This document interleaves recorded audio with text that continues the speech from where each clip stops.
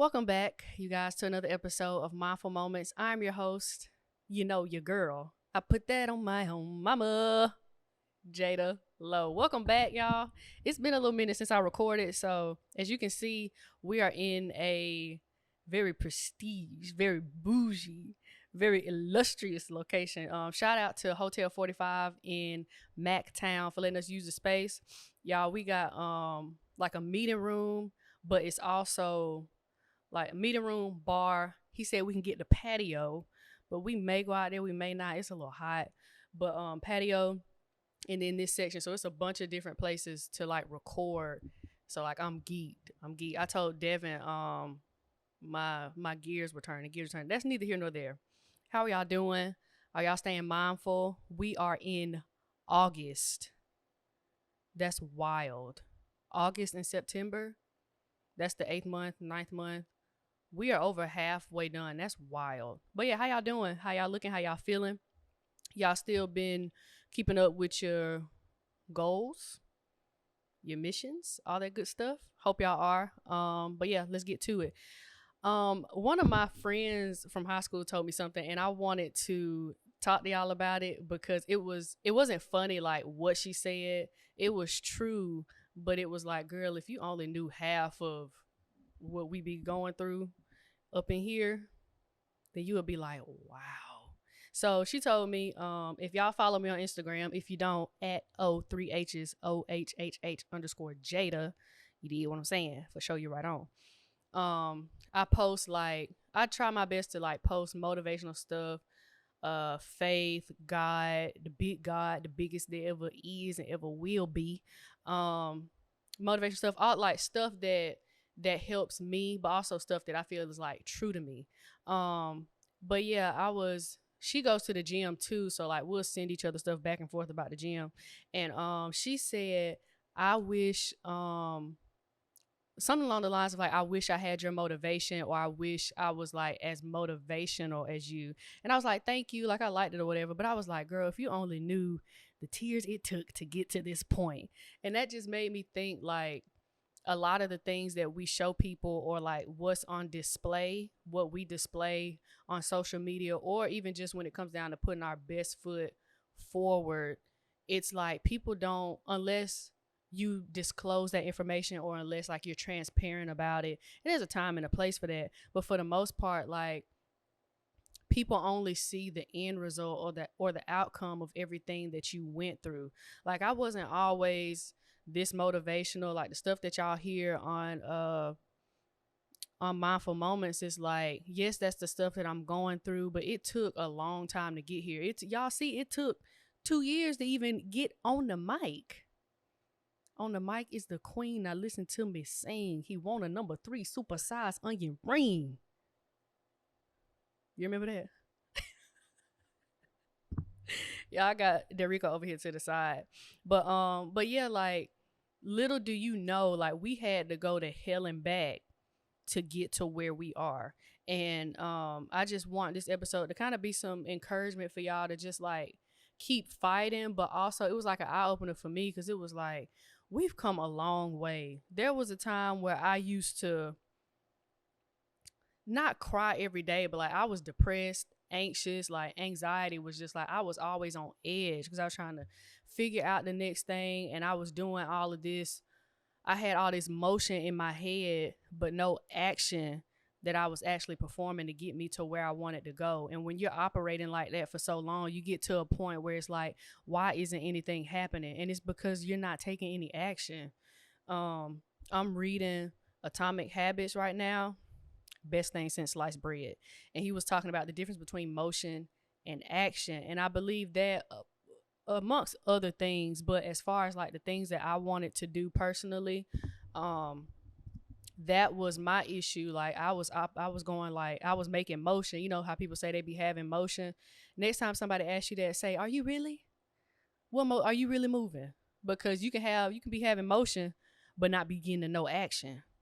So it's like you're planning, and I'm a planner. Like I will plan something down to the T in my head. So if I have an idea about something, like I'm planning. And then it's a year from now and it's still in a notebook that you planned it in. Like nothing was executed. So what good is it to be going through the motions of being in motion but not taking any action? And that was what really got me depressed, because I internalized that and I was like, I'm not doing nothing with my life. I'm not doing what I'm supposed to be doing.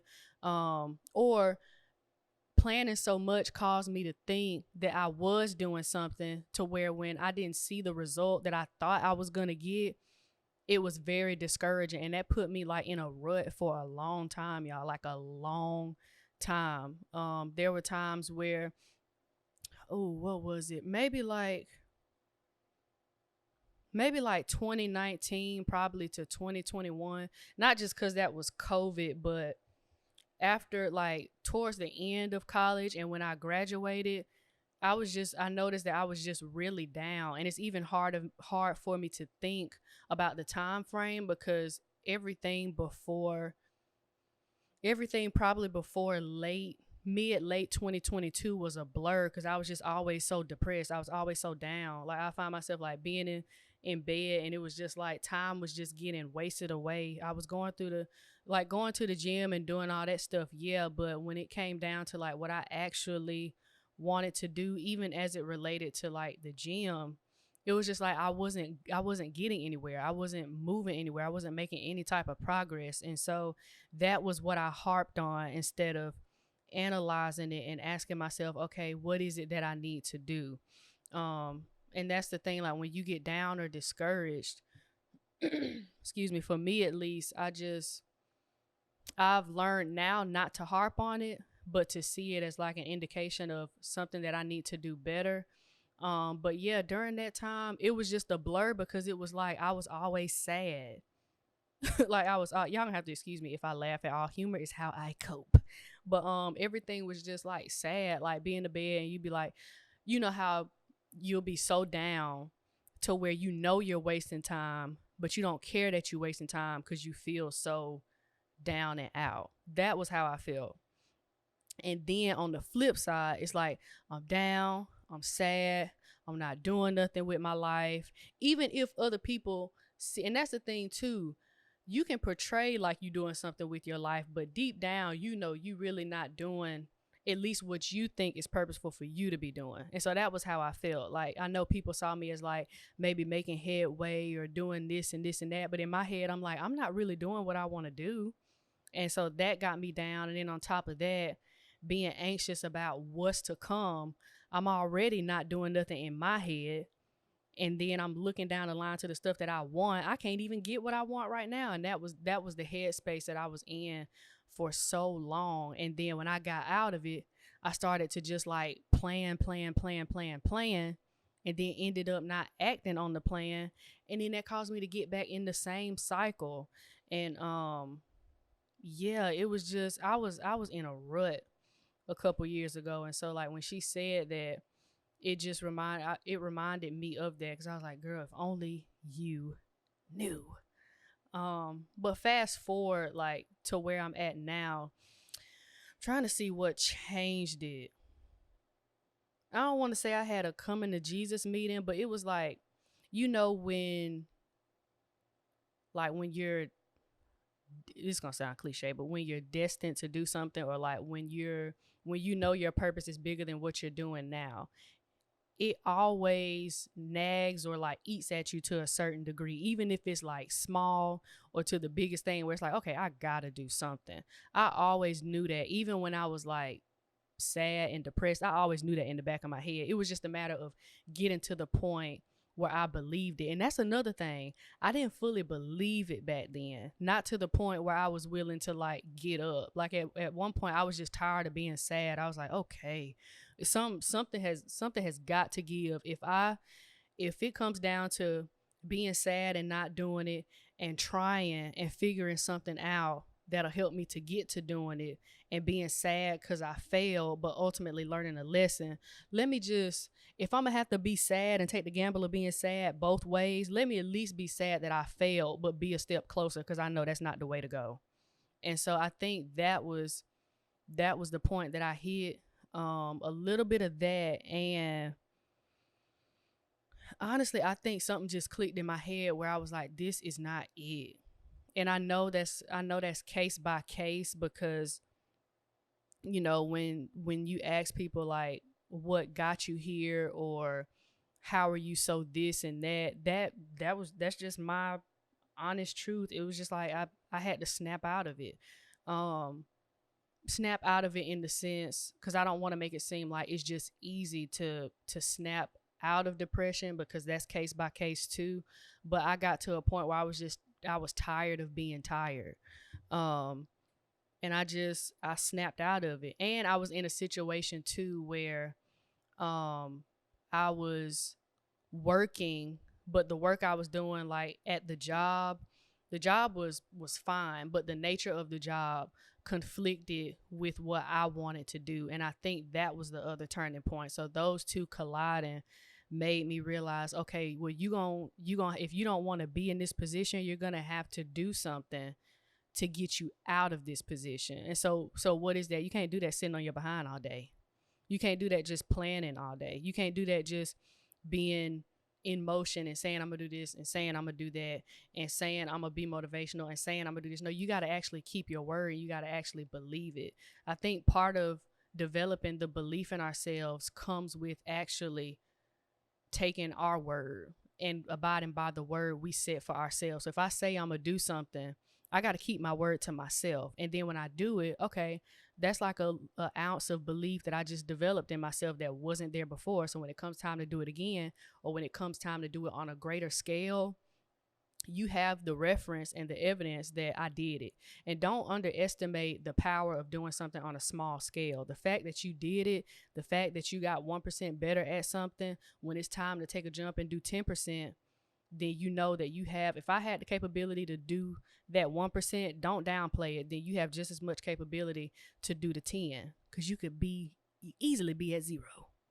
So yeah, I think there was a point where I was just like, I gotta do something. Gotta do something. And even like last year, like I was crying just about every day going to work. It wasn't anything, I'm just being honest, wasn't anything with the job, wasn't nothing wrong with the job. It was just the position I was in. When I tell you it conflicted so much, I described it to my mama. It was like I felt like I was in a box, and I felt like I felt like I could have broke through the walls with my elbow. Like I just felt like I didn't fit. And so that was part of it too.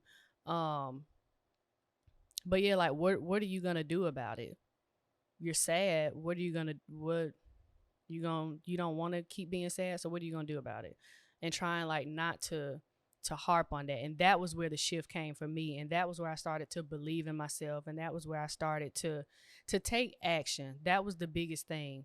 And taking action knowing that I could fail, taking action knowing that it may not work out how I want to, and taking action with being okay if it goes differently, and end up just being okay with the different outcomes that come with taking action.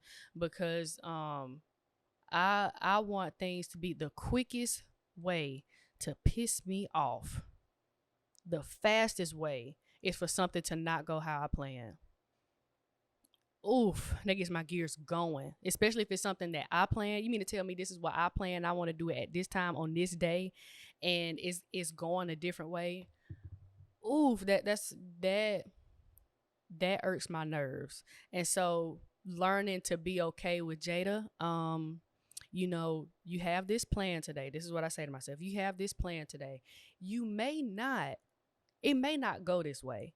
Or telling myself, like, sometimes an inconvenience, I'm trying to do a better job. Side note, I'm trying to do a better job of when minor inconveniences happen in my life, breathing, because it triggers my impatience. So, for example, this past weekend, I needed to get some stuff for my meal prep.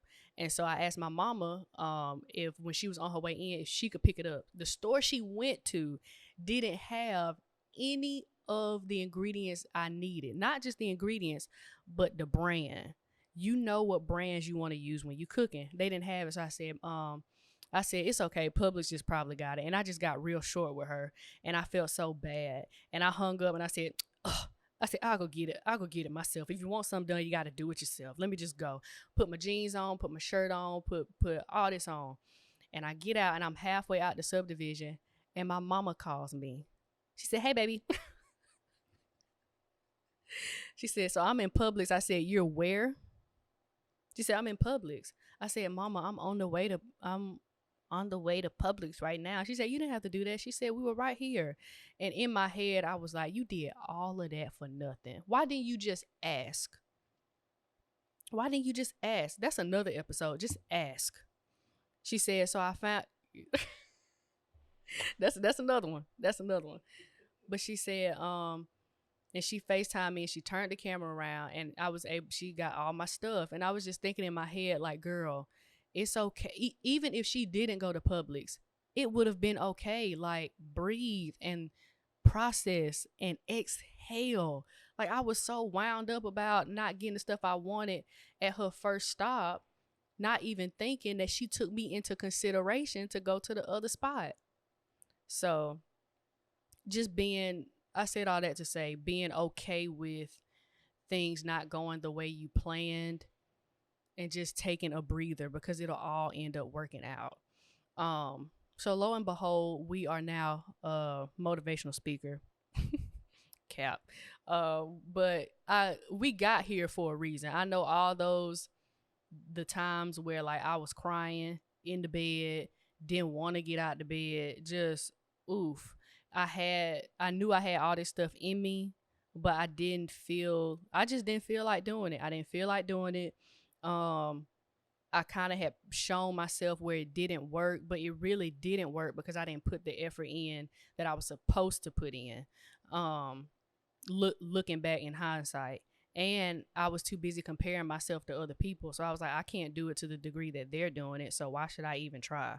And so a mix of all that was what had me down to where when that shift came in my mind, I was like, girl, just going back to the first couple episodes, just if you're going to be scared, do it scared. Just do it. And then when you see you do it and you have the belief in yourself, that is what God is using so you can be able to help other people who may have been in that same space, who probably in the same space now, and people who are just trying to be better. And so that's what's fueled that inner sense of belief, motivation, and discipline, because all three of them are different.